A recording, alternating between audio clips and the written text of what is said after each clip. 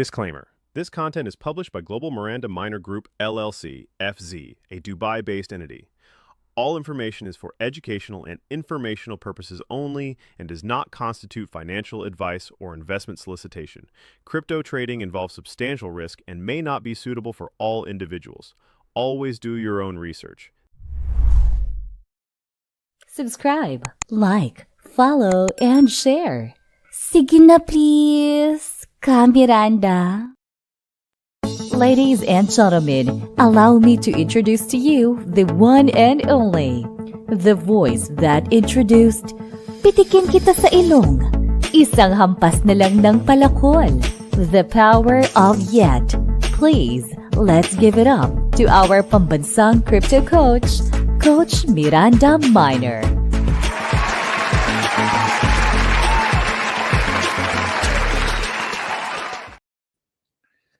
All right. Hey, Miranda. This is Coach Miranda Miner doing live here in Europe.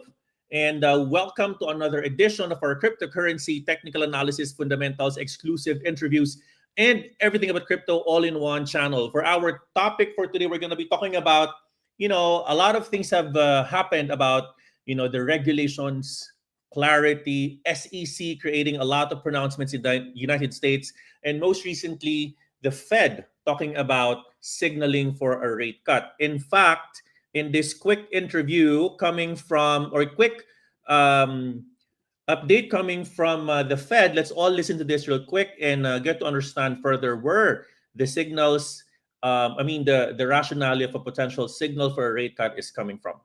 On the way. Powell made the announcement just a few minutes ago in what was likely his last speech as Fed chair, at the annual Jackson Hole Economic Symposium. Powell also said the higher tariffs put in place by President Trump have, quote, begun to push up prices in some categories of goods. Business reporter Alexis Christoforous is here with more on that. Alexis, what's the latest here? So on that particular note, on the Jackson Hole meeting as of July 21st, 22nd, finally, the Fed chair signaled for a potential rate cut. And on another news, we have none other than the SEC chair in the United States talking about a revamped crypto regulatory proposal, according to the news article from CNBC Crypto World. That a quote, key priority of his chairmanship is. Let's just quickly check and listen to this quick news peg. Clear rules of the road for the issuance, custody, and trading of crypto assets. He also wants to keep discouraging bad actors from breaking the law. The SEC's agenda would also potentially ease rules that Wall Street has complained are overly burdensome. Next, U.S. Bank will once again. All right, a lot of updates, Miranda. And lastly, a couple of more news. I'll just try to read it as a peg for our interview today. Few weeks ago, U.S. House passed stablecoin legislation sending bill to Trump. In another news, the Senate crypto bill introduces hybrid framework for digital asset oversight. And lastly, White House in crypto policy report calls for SEC action and new legislation. Of course, there's no other best person to talk with us about this in the Southeast Asia, particularly in the Philippines, none other than my guest for today. My guest for today is someone who has played a pivotal role in shaping the global crypto landscape. Wei is the current CEO of COINSPH, and he brings with us decades of leadership experience at the highest levels in finance and technology. I'm not sure if you know, but before he led COINSPH, he served as the chief financial officer of Binance, where he was instrumental in building the exchange into one of the largest in the world. I'm confident that with his background in global finance and his track record in steering crypto businesses throughout both crypto growth and uncertainty, he is the right one to tell us on his opinion about the intersection of traditional finance and digital assets. Without further ado, let me put on my screen today my good friend, Wei. How are you, Wei? Hey, doing well. Good afternoon. I know you're in Singapore today. I hope everything is doing well. Have you watched the latest F1? Have you been monitoring the F1 race so far? I've been following this season. I think McLaren's dominating. Yeah, McLaren's dominating. So it's going to be, I think that you have the F1 coming up in Singapore in about 2.5-3 weeks now. No, in about a month. I think October 2nd. That is I right. think there's a lot of people are going to be in town for that. Yep. I know, and unfortunately, I did miss the Italian leg. I'm actually here in Europe, but I did miss that. Um, No, the Italian I, leg, I think it's this weekend. The Dutch one I was last know. weekend. That is right. I was supposed to be there, but I cannot move my engagements here in Germany. But anyways, thanks for making time, Wade. It's really an honor to have you in the show. So, a lot of updates. This is the year where we really see regulatory clarity and a lot of things. And there's no other right person to talk to us about your opinion. We need to hear your opinion about a lot of different things from interest rates, etc. So let me start by asking you this question, Wade. you know the US today is obviously pushing for a regulatory clarity that's potentially shaping the sentiment right now in crypto volumes, right? Yep. Talk to us about your perspective. How do you see this landscape right now? Regulatory clarity, Fed interest rates. Talk to me. What's in your head right now, Way, on this issue? Yeah, I mean, I think it's something that as an industry clamor for a long time. Like when I first joined Binance in 2018, and I was like going around speaking at conferences, and then actually talking to different regulators like around the world. I'm like, all we look for as an industry, as businesses, as participants, is like we want two things, right? We want clarity and we want certainty, right? We want to know what we can and cannot do, and once we know that, we want to know that it's going to be the same today, 3 years from now, so that we can actually invest and build. And I don't think we've had any of that. I think we had neither clarity nor certainty, ever since I joined crypto. I think, especially out of the United States, which is at the end of the day is the global leader in finance, right? And I think under this new administration, at least, certainty, like we don't know yet. Like you got to see these bills get passed first, right? Because I think whatever the SEC is going to say and regulate, like if there's a change in the president, a change in the regime, then you might go back to what we had before, right? From like 2020 to 2024 under sort of the Gensler SEC. So from my perspective, I think it's sort of like, it's like a sigh of relief from, especially I think if you're an operator in the US.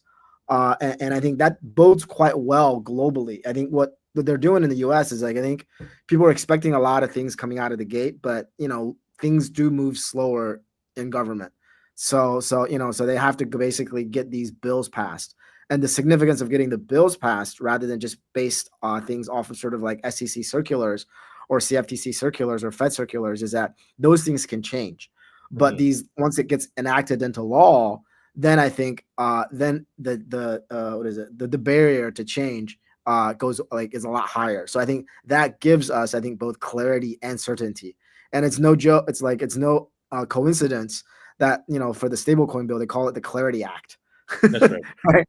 right. It's like we finally have clarity to something that has been around for 10 years now, right? I mean, USDT has been around for 10 years. Circle's been around for 7 or 8 years. Like these things have been around, and ton of people use them, ton of people have them. It's like you got to give some sort of landing zone for them to land. I think big picture for the rest of the world outside, like I think like the next big thing people are looking for are like sort of the next bill which is going to basically regulate crypto exchanges and custodians and all those other things. I think once that comes out, then you basically are going to have what I call sort of like US leading the world, I think, in terms of regulation. Because the stablecoin bill that they have, yes, I think there are flaws that people point out, but is actually pretty good, right? When you compare it to sort of what's going on in sort of the European version or even like the potential Hong Kong version.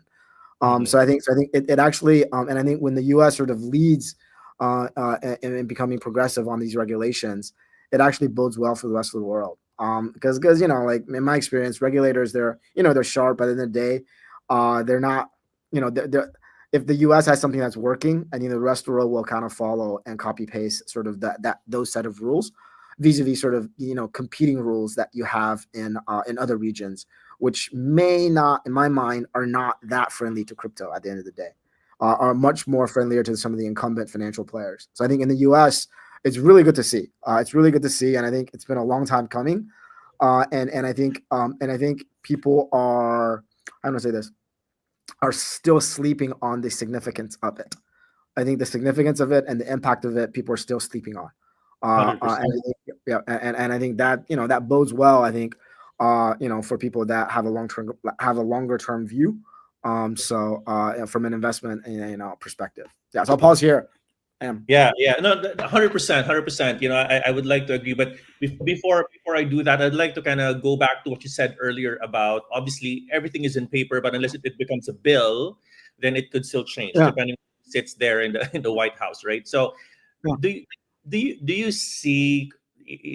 see any? Well, obviously you have Trump, and he is championing everything, and in fact he even has his own, I would say, investment on this, obviously having WLFI in the picture, right? What do you see? Yeah. What do you make of the upcoming ETF approvals for altcoins? There's a lot of them pending on October for approval. We Yep. have Solana, Litecoin, you have Cardano, and then you have XRP, etc. What do you make of that? Do you think they're just Yep. kind of waiting for all of this to kind of clear out a bit, maybe wait for the Congress to do it, or before SEC approves them, or do you kind of see SEC is kind of doing an independent action here, and therefore they will approve it on October? Like my honest opinion, I think we're delaying on these ETFs for the alts.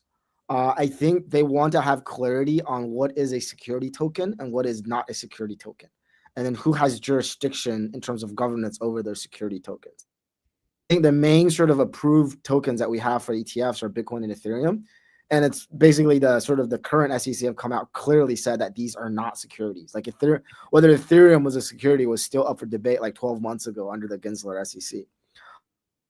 I think it's more about sort of like because one of the issues about ETF, if I remember correctly, and then one of the I don't know if you remember, like when Bitcoin spot ETF was approved, there was actually a Bitcoin's futures ETF that was kind of traded, right? And the reason why they approved the futures ETF before the spot ETF, which just sounds retarded, was that there is a future market at CME which traded Bitcoin futures, right? That's right. And they basically said, oh, what about Coinbase or Kraken? They have Bitcoin spot prices, but those are not quote unquote regulated exchanges, right? So that's why I think long time, because they're like, okay, if it's not a regulated exchange, like I remember when we were launching Binance US, we couldn't even call it an exchange, right? To call it a marketplace, because there's a very specific sort of legalese of calling something an exchange,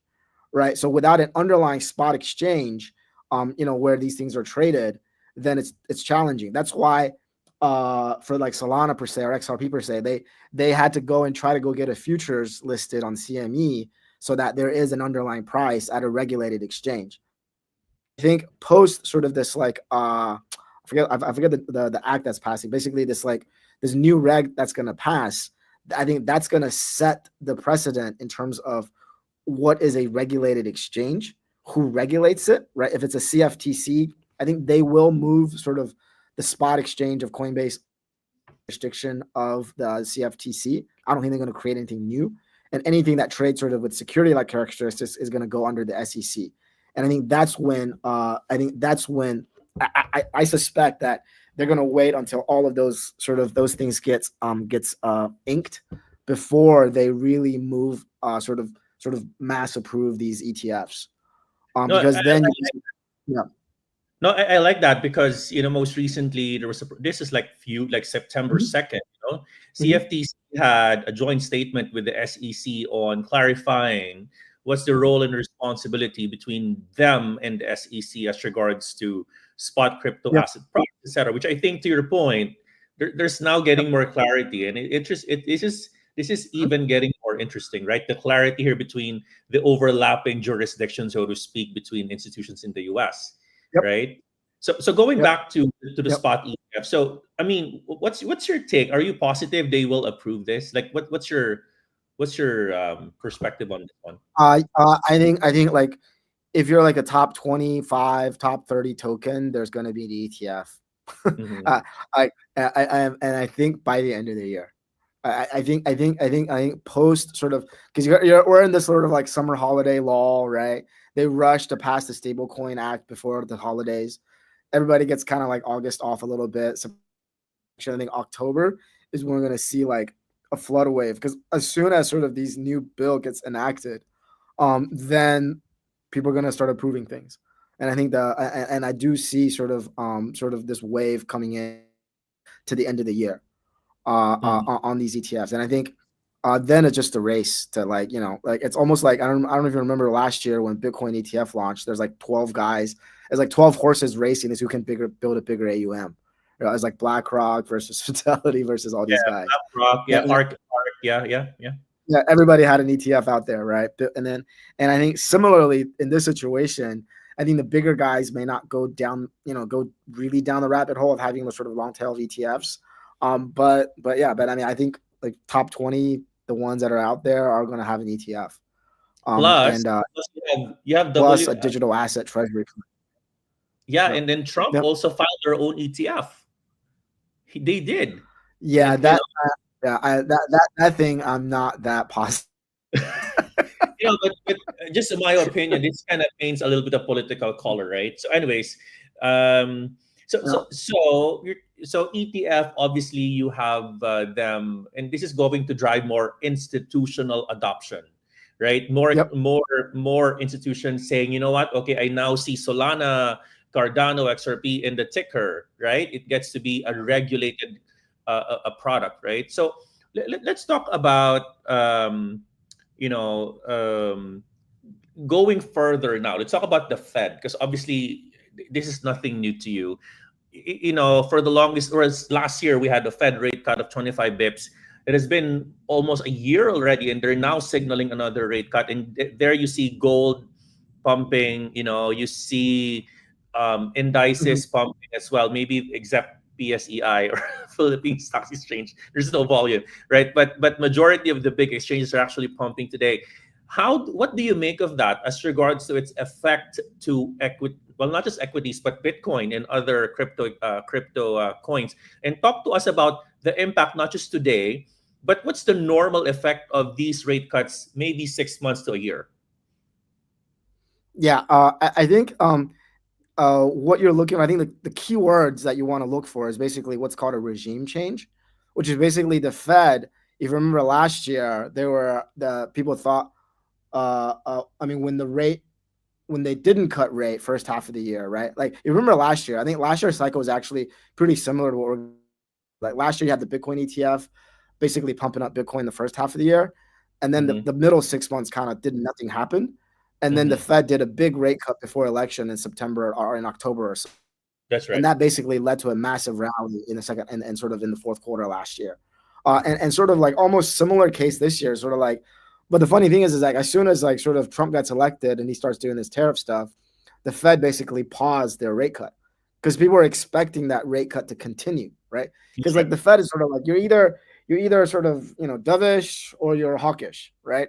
And then we thought when they swapped into dovish, they would continue to lower rates, right? To be like to from like 4 to 3 to 2, right? To around 2%, which would make sense. Because you're like, if you're in the U.S. right now, the mortgage, like the cost of mortgage to buy a house is like 6, 7, 8%. That's expensive. That's what Treasury Secretary Bessent was saying. I mean, you guys are killing the mortgage folks, people who avail the housing. Not just mortgage. I think it's not mortgage, it's credit card. Like if you think about how like America is a nation of debt, right? Student loans, credit card debt, mortgages, card debt, all of these things trickle. It trickles up from a price perspective, right? If you lower the rates, fundamentally you charge on these things, then the cost of borrow, and that basically means more money. People get to keep more money, right? When they so from that perspective, I just feel like the Trump administration has definitely been pushing for a regime change. He's like we have to get out of this sort of like inflation mindset and get into this growth mindset, right? And I think that's what's happening sort of with that. On the Fed side, I mean, there's like, how do I say this? Like, it is a highly politicized organization right now. Like, I'm not sure if you follow them, but I do. 100%. They're throwing all kinds of like just crap. Yeah, one of the Fed governors, right? I think at these people who are like, like highly respectable Fed governors, right? It's like you're building like I'm gonna look into your construction loan of your Fed building. I I'm know he gonna look was there, man. I mean, he was there. Like, hello, I need to see what are you constructing, like $2 billion building, stuff like that. Yeah. You have So it's like I mean, like they're basically, like they're turning it into a mud fight. So I do think like there is going to be the keyword. I think there is going to be a sort of like a regime change of like becoming more dovish. So I think September again, because what you want is you don't want them to sort of cut runs and then sort of not do anything. You kind of want them to gradually lower the rates, right, from the current, I don't know, like 3.5%, 4% down to sub 3. I think if it goes sub 3, I think that would actually lead to a lot more business activity, especially for lending related, and I think that bodes very well for risk assets. With basically crypto and Bitcoin are leading the way. I think there's just a lot more levered play on that.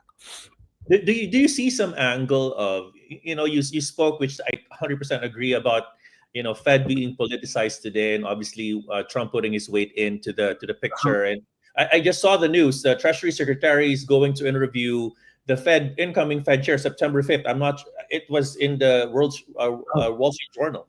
It's interesting. Yeah. So they're gonna like, because they know Jerome's like, Jerome Powell's got like, I don't know, like a year left, so they're gonna like pre-announce his replacement. Right? As a way to signal to the market that hey, we're gonna be much more friendlier. So I mean, like, these guys are like, I don't know, there's a lot of tools in their tool bag, and they're using every single one. Yeah. So speaking of that particular piece, so you spoke earlier about it being politicized. Let's now talk about, and you spoke about it earlier as well, as regards to the effect. It happened last year, and then the market pumped significantly when the Fed did the rate cut. And obviously, Trump doing the Nashville campaign speech, talking about Bitcoin, and then he won November. And then obviously, December, the market pumped. So now you don't have a president winning. You have Trump sitting. You have Fed cutting rates on September 17, right? You're still, obviously the market is dovish. Do you see that the market is pricing in a pump this last quarter because of that rate cut again, similar to what had happened last year, despite there's no winning president? I think the president is going to be a little bit different because I think it's going to be coming. I don't want to say this. I think there's going to be the catalyst is going to be coming in from more participants. And I think the catalyst is going to come in from just more money coming into this industry. I think like what you've seen on stablecoin is like as soon as the stablecoin law gets legal, gets passed, then basically, and even in my business today, everybody and their mom wants to do some stablecoin, right? You got like Stripe doing stablecoin. You got like what do you call it? Like not just Circle, but like like Ripple has their stablecoin RLUSD. Yeah, Ripple. I mean, they've had it for a while, but I'm talking about not like crypto companies, but actually like traditional companies. Okay. Like whether it's like traditional human companies, even banks doing stable coins like Citibank and Bank of America. I think like once sort of like once there's clarity from the CFTC and SEC that hey, Coinbase is a licensed or regulated exchange, then I actually think you're gonna have a lot more institutional money coming into these type of exchanges. Does that make sense? So that means there's more liquidity coming in. Why? Because it's a quote unquote licensed entity now, right? Because like we said, Coinbase is a licensed entity in the US, but it doesn't have an exchange license, right? It just has a sort of these MTL licenses that it collected, and then that allows it to sort of enact a trading platform. But this trading platform is not regulated by the SEC or the CFTC. I think once it becomes regulated, then you're basically going to have like more mainstream money that's going to set up accounts on Coinbase and start trading these long tail tokens, right? And then sort of what you see in like what I tell like what's really interesting about Bitcoin is that there's like we see one Bitcoin price, but for like these institutional funds, whether they're they're hedge funds or algo funds or quant funds, they see Bitcoin prices expressed as a Bitcoin spot ETF price, Bitcoin future ETF, Bitcoin future price. So there's like 4 different things that they can play around. So that's why you start seeing a lot of volume in Bitcoin, right? And you also have these Bitcoin treasury companies, right? That gives you lever play on Bitcoin that you can also trade volatility. So I think that's why I think like like things will trickle. I think things haven't really trickled into sort of the alts yet. I'm actually more bullish on alts coming second half of the year based on all of these things. Whether it's an ETF, whether it's digital asset treasury company, whether it's sort of what do you call it? It's sort of like clarity on security status, right? So that I think that's the wave. So I think there are a lot of catalysts in my mind, and I think the sort of like the Fed rate cut is just sort of like the underlying thing that says, hey guys, you can go risk on now. People Right. are No, not that's good. Yeah, like 100%. one thing I kind of realize is like people are not people are not that smart. They're like, oh, the Fed lets me play now. Okay, let's go. Game on. No, but it's interesting because you also said it earlier, right? So people don't see that now. Like people are so myopic; they don't see the long-term view on this, particularly on the effect of obviously rate cut is one of those that's going to be the catalyst. Plus, you said regulatory clarity when Coinbase gets that license after all. Yeah. So, No, I think couple of it's the name of the game is liquidity, right? The Mhm. name of the game is liquidity. It's like you have what is it like M2, M3 supplied, lower rates, more liquidity, more risk asset, more liquidity coming into risk assets, right? And then it's like kind of like you almost have like a seal of approval from the SEC that okay, you can play in this field now, right? So all of the money that's been on the sidelines now are coming in now, and people they want to take risks. And then at the end Yeah. of the day, crypto is still a sort of it's a growing asset class, right? And then that's like people. It's like 5 years ago, you're like saying putting 1% in Bitcoin. Now you got like all these advisors going around saying put 5% or 10% in Bitcoin. I remember 1%, 2% from those Yeah. advisors. You're right. You're right. Like what is it? Like get off zero. No, and you're right. So I like your comment about M2 because it's all-time high already. People are a lot of money is actually out there just needing to kind of wait for that signal. So let's talk about so going back to your point earlier about Coinbase. I like that because so soon as they have that clarity, do you see that the regular remittance company, actually I worked with one of them before, that's obviously a risk for them way, right? I mean, now you have crypto that you could obviously transfer money that quick, right? Yep. From person to person. How is the industry evolving today, at least from an industry landscape for remittances? Do you have purviews on? Yeah, for remittance, I think retail are still using their legacy channels. I think that's a generational shift, right? I think the older generation they still use sort of these channels. I think like unless like what I'm hoping to do with coins is I'm hoping to go out there and change these behaviors, right? By giving out better products and making it easier. That's why I'm trying to land in other regions. Right. Because at the end of the day, when we sit in the Philippines, we're sort of on the receiving end of it. Right. We take what you give me. You give me dollars, I take dollars. You give me USDT, I take USDT. You give me USDC, I take USDC. Right. You give me pesos, I take. Right. But the sending country is sort of like that, sort of like where it makes the decision. Sort of what I'm seeing today is post a stablecoin bill in the US and then also sort of MiCA in Europe. You're basically seeing companies and financial payment companies are starting to explore using stablecoins, and mainly they're exploring looking at USDC. And what I'm also seeing is that with Hong Kong now sort of coming out with their stablecoin regime, you basically have a lot of the Chinese guys that sell stuff globally are exploring USDC and exploring stablecoins as a way to sort of repatriate their sales, their thing. So basically, those are sort of like, and that's sort of like the bi-directional trend that I'm seeing kind of in the market now.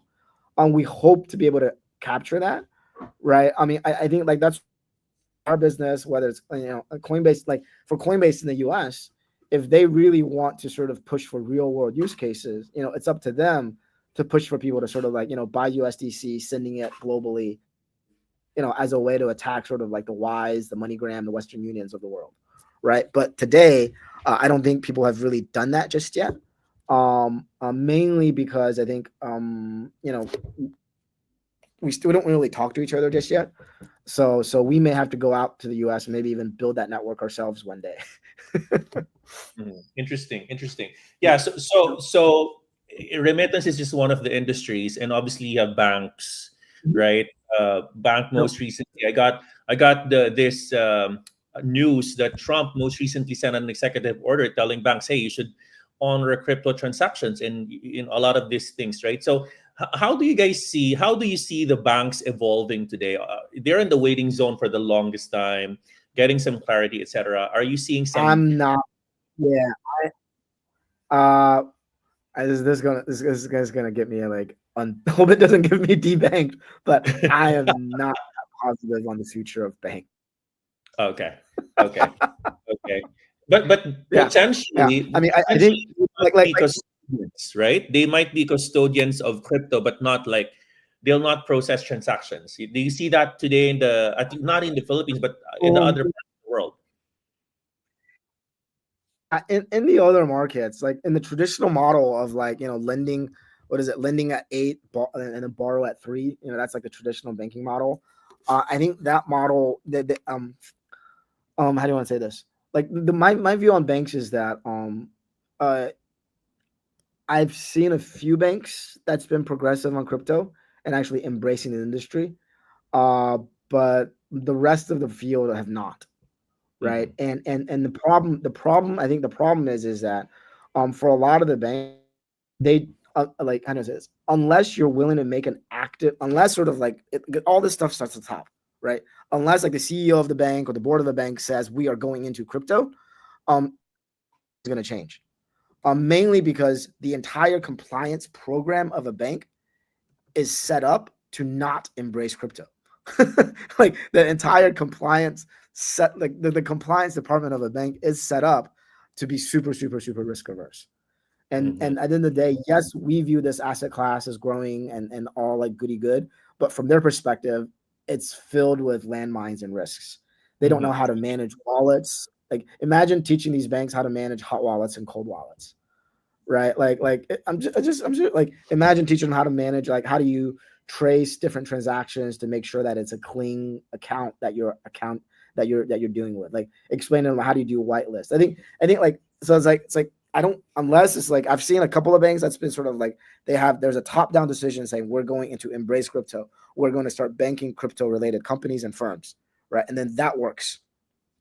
Okay. Like and that's just 2 banks. Yeah. like in the Philippines, like 1 bank, right? That's it. And that's because they made a conscious, I know what you mean. right? Yeah. They made a conscious decision of doing it, and the rest of it, like we still can't get banking services with like half of the bank in the Philippines. Okay. Crypto company. I'm like, we're both licensed by the BSP. Like, what's going on here, guys? All right. So I'm not that. Yeah, I think they're stuck, bro. I really think they're stuck. I think there's going to be a few banks like the Revoluts, Robinhood's turning into a bank. So what I'm going to see is like like I'm not against like going out and maybe even getting a banking license myself someday to basically turn myself. Like I think you're going to see more fintechs becoming banking service providers. Or it could be digital banks, right? Not the universal ones, right? No. Yeah, just online, right? Like it's an online account. Like that's all you need. So. Right. Okay, so before I go with my next question, I'm going to be asking about altcoins and some of the coins that you might be hodling. I know it's not in the question there, but I want to ask you that question. So I want to ask today about the price today of crypto. Obviously, Bitcoin hit 125, 124 at tops, and then kind of mellow down a bit. And you have other altcoins obviously starting to kind of create momentum, and then it kind of consolidated a bit. So 2 things. Number one, based on my research, I've seen this next 10 years, people will change hands. The baby boomers will now create an heirloom generational wealth pass to the Generation X. This is the decade where you see those money coming in. That for me can spell liquidity, because this new generation will now be more curious on new technology like crypto, and then putting more assets into more riskier assets, right? So liquidity for me.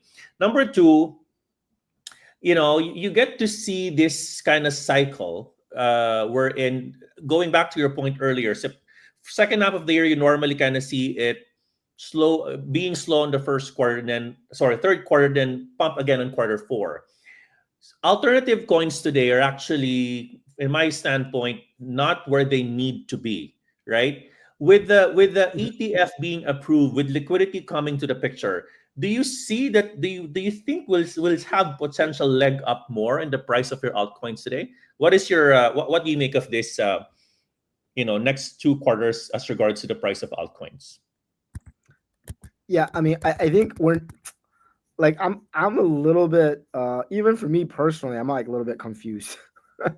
um, one thing I can say is that I don't think it's going to be a rising tide lifting all boats kind of a rally.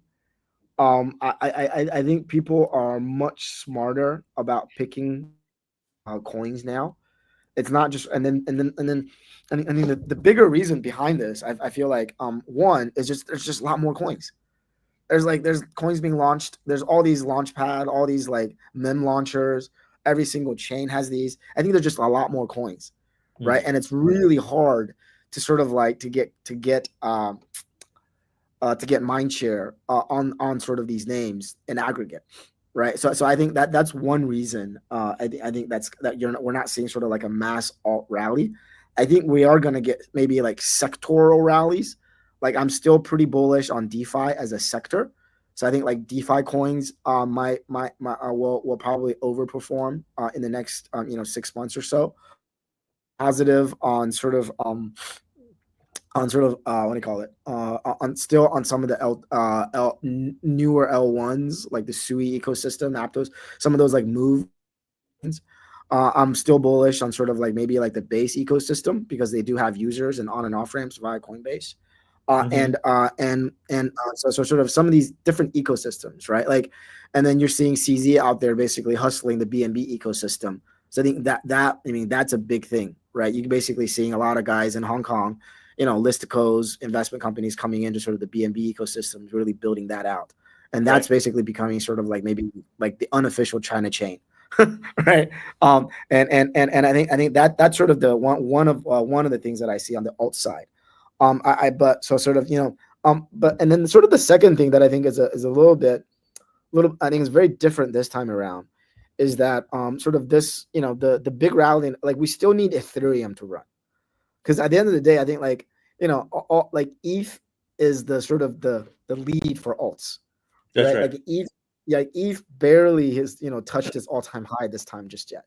Right. I think like if we get ETH to like 8,000, 10,000, then I think that's going to lift a lot of boats in the Ethereum ecosystem, whether they're L2s, whether they're DeFi protocols, whether even NFTs. Like, because when ETH pumped from like 2,000 to 4,000, you're seeing NFTs getting bid on, right? So I just think that sort of like the ETH ecosystem is much more tied to sort of just the general alts than just sort of Bitcoin.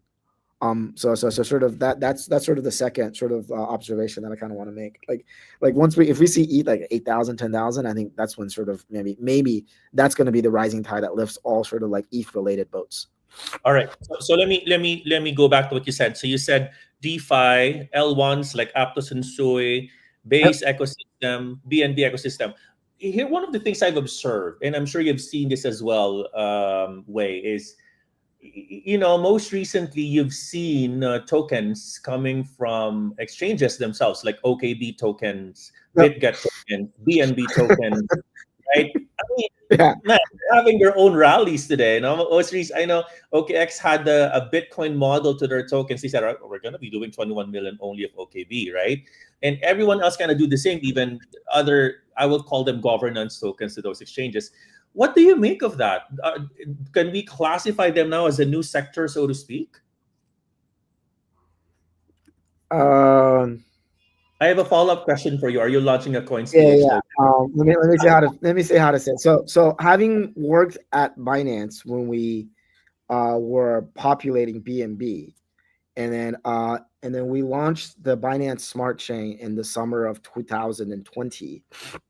And then having sort of witnessed the rise of BNB from like $10, $20 to $500 within like 6 months in the first half of 2021, the possibilities are there, right? But today that token, I think, is less of a blockchain token, but still what I call like an insider token. It's not because the still very much closely held.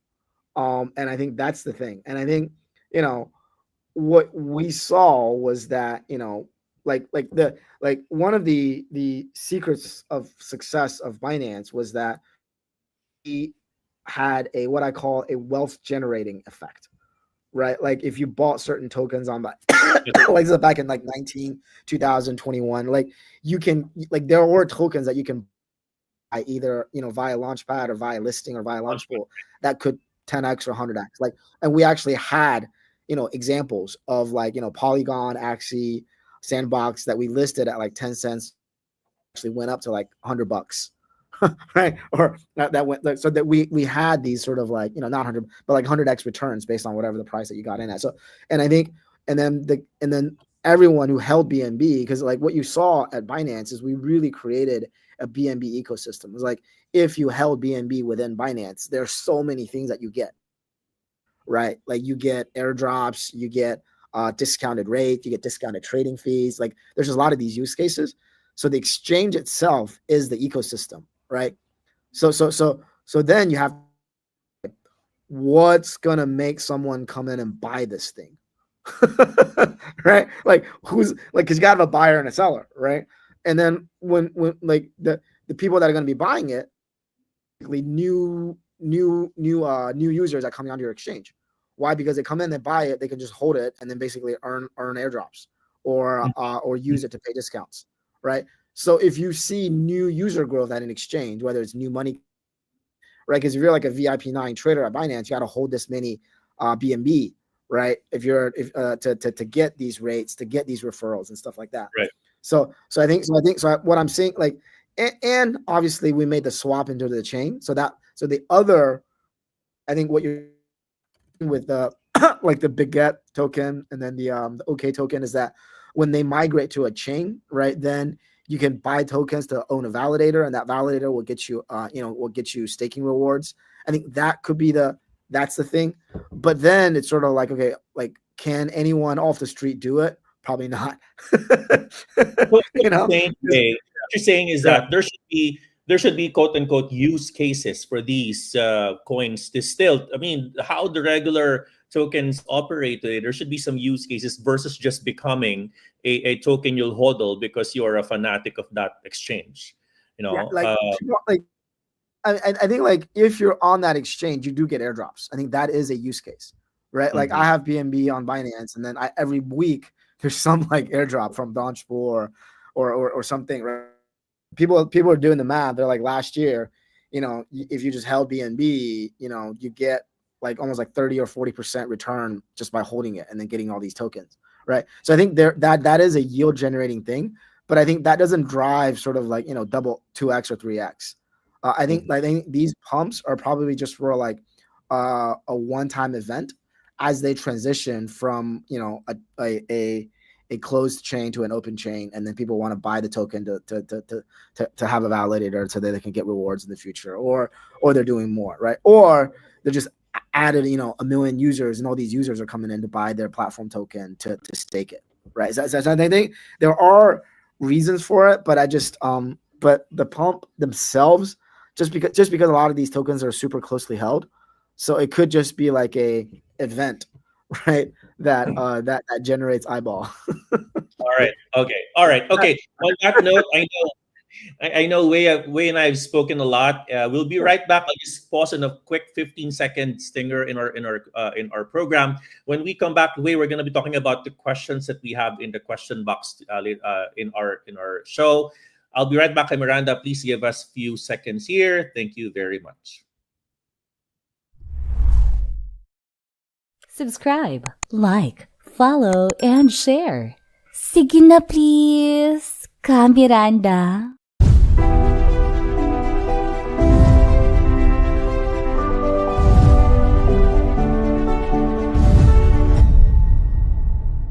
This is the Global Miranda Miner Group, our home of the culture of malasakit. This is the Global Miranda Miner Group, our home of the culture of malasakit.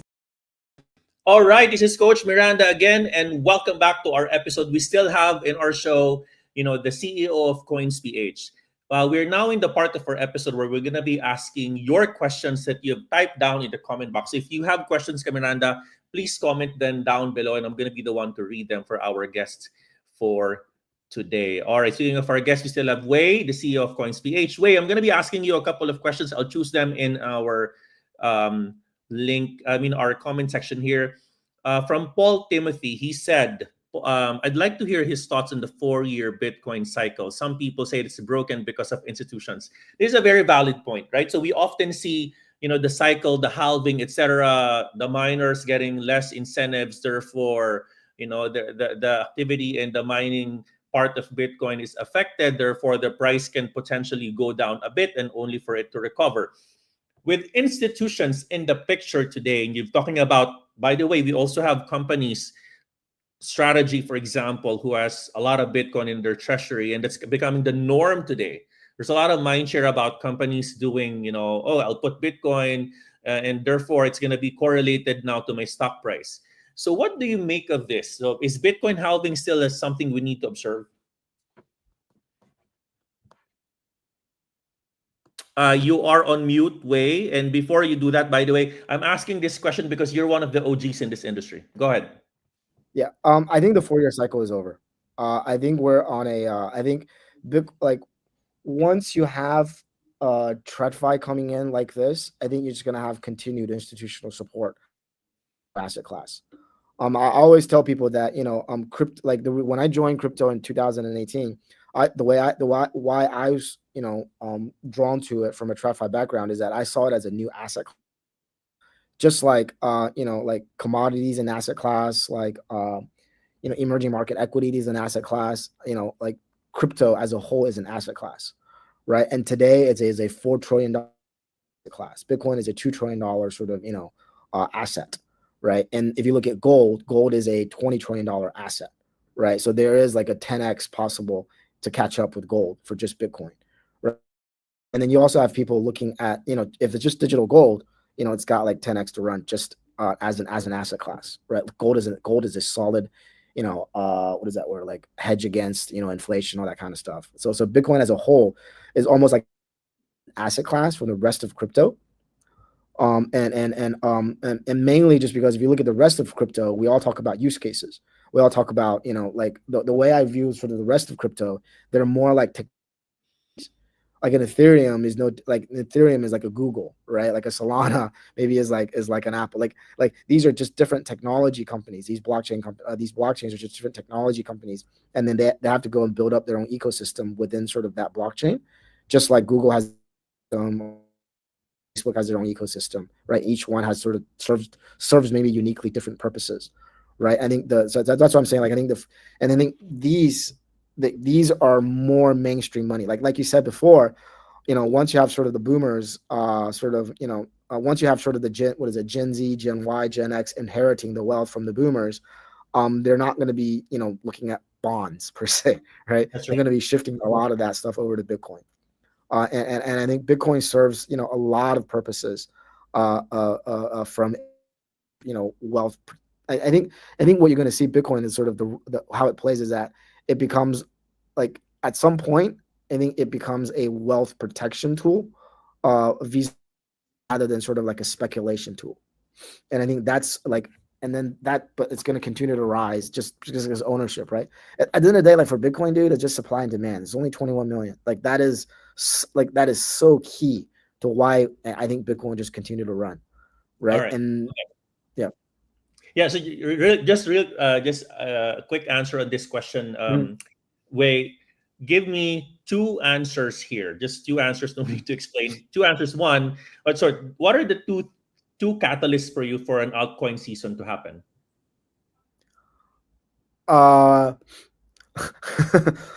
Number one is like I think like number one is like the major catalyst is just Ethereum keep running. I think if Ethereum like runs to $10,000, I think altcoin will happen within sort of the Ethereum ecosystem. Like and that will lift all boats from a bigger perspective. I think the second one, yeah, I mean, like look, dude, I think once the U.S. passes this I forget the name of this act, once it passes Exchange Act, I think that's basically like a permission to play for institutional money to come into alts. Just like institutional money have been playing in Bitcoin now. I think institutional money, like big money, is going to come and play in alts. I think that I think those are the two key catalysts I see. All right, I have two last questions. I know you're a busy man, right? So I have two No, questions. Last two questions for you, and I'll pick the one question from the community. Does COINSPH have any plan to have a MasterCard and non-custodial wallet like Binance and OKX wallet for us long-term hodler to secure hold several coins while having our own key to that wallet? I think we're talking about easier off-ramp, on-ramp using a MasterCard in this case. I've seen this even here in Europe. I've seen, and I'll mention the brand, right? So there's a Bybit card here that you could use and go to a grocery.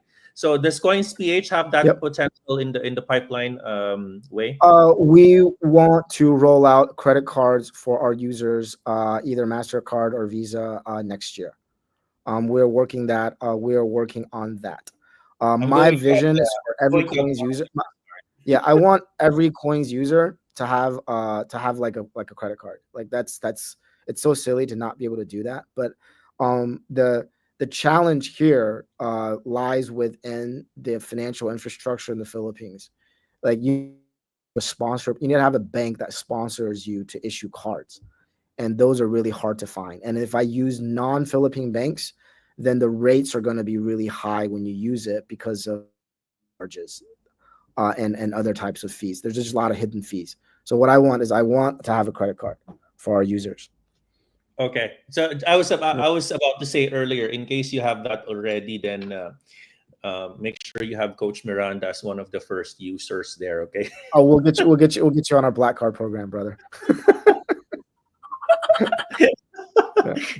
No, I need that. I travel everywhere, so I could potentially use. I'm serious, and I know. Yeah. And then we'll get you reward. And then you get rewards in Bitcoin, right, or crypto. Oh, come on, let's go. Yeah. Let's do that. No, we have to do. Because we have to do this. So. Yeah, I remember. I'm not sure if it was you or it was Jen who I spoke with, but I'd like to know: do you have any updates on your potential upcoming staking, or was there already development there? If there's an earned rewards feature already in COINSPH, or if there's none, and what other we don't things have staking right now. Yeah. So right now we're kind of like stuck between two regulators. I mean, I don't want to talk too much, but like you have like BSP that was like our original regulator, and you have SEC coming in. So so everything like is kind of in flux in terms of like what can we do? Like we have the technology and the capability of doing more. Like we introduced, crypto on credit, and then like, borrowing, or we were told to stop. Right? We've been trying to get approvals for staking for 2 years now. Like it's not hard. It's like we have the technology, but need the regulator to give us permission to do so. Right. So it's sometimes I feel like running a regulated business is like having your literally like it's like having your hands tied behind your back. And it's like, yeah. And it's like, it's not like people aren't doing it. Like everybody else is doing it. I just can't do it. The running joke today in the Philippines, with all the issues happening in the Philippines today, so you got to be a son of a contractor for you to have more money. Did you hear that joke already? Yeah, I saw. I mean, you need to be a contractor in the public works division in the government for you to get more money. Anyways, enough for that. Hey, is there any announcements that you'd like to promote? Wei, what's happening in COINSPH today? We have viewers all around the world that can potentially learn from you in a particular instance. Go ahead. We have free USDT withdrawals. So I've sort of like I get sort of like a lot of the feedback that that we're expensive or a lot of these things. So we are actively working on a lot of these measures. Like right now, if you go and like I think one of the things that's pretty common that people use us for is to buy USDT and withdraw it to other places that they can use, like trading and then one of the barriers for a lot of the people has been just sort of we are working with a few blockchains to enable free withdrawal, and then we are I forget which blockchain, but there's a couple of campaigns out there. So I want to make USDT depositing with I want to make buying USDT. I want us to be the cheapest place to buy USDT in the Philippines, and I want us to be the cheapest place for you to withdraw USDT into other places. So I think so. I'm sort of like I want to sort of focus on that, and then so we have a pretty tight partnership with Tether that I think we're going to announce, and then we're going to run some activities with them, with Tether and with USDT. I think this month and next month. All right. Woo. Wow. Yay. All right. Hey, man. I know you're a very busy guy, but I really appreciate your expert insights on what's happening in the crypto space. I hope this is not the last time. I will. No, Yeah. reach out to me anytime. I will. And by the way, both of us are wearing black. We did get the memo. We did get the memo. It's blue. It's blue. It's blue. It's blue. Okay. I saw it. All right. Hey, it's all good. Thank you again, and have a good one. Bye-bye. Thanks, Coach Miranda. Take care, buddy. Bye-bye.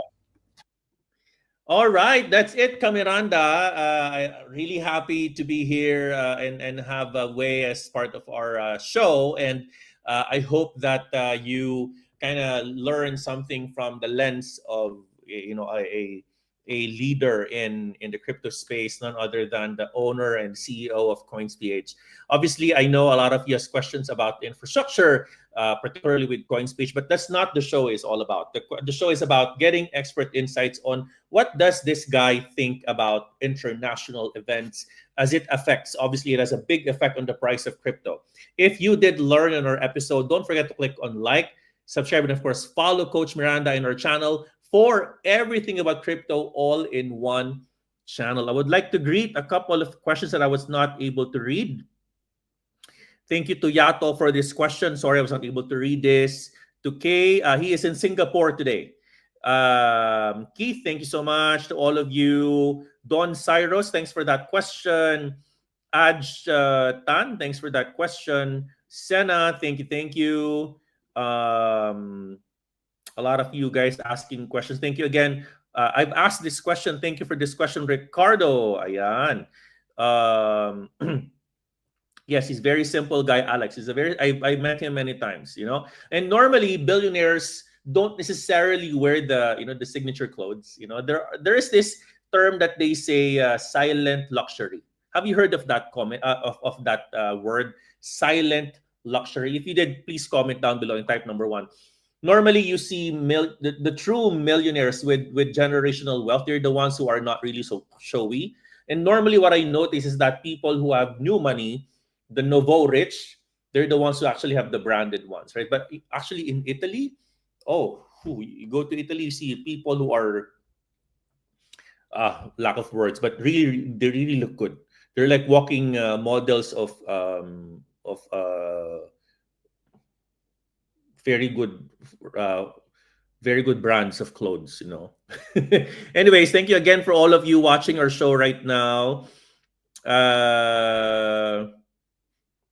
Thank you again for the comment. Billionaire transformation. Thank you for the great. Thank you again, Henry. Marami pong salamat.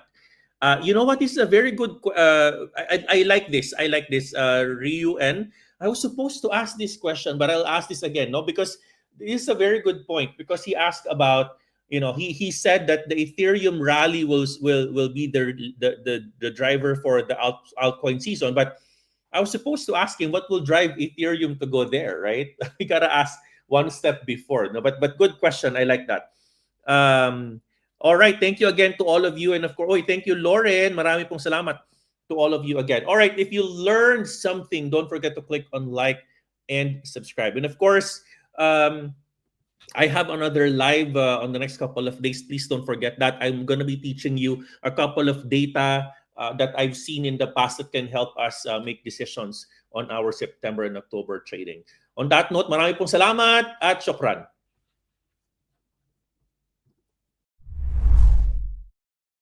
Subscribe, like, follow, and share. Sige na please, Ka Miranda.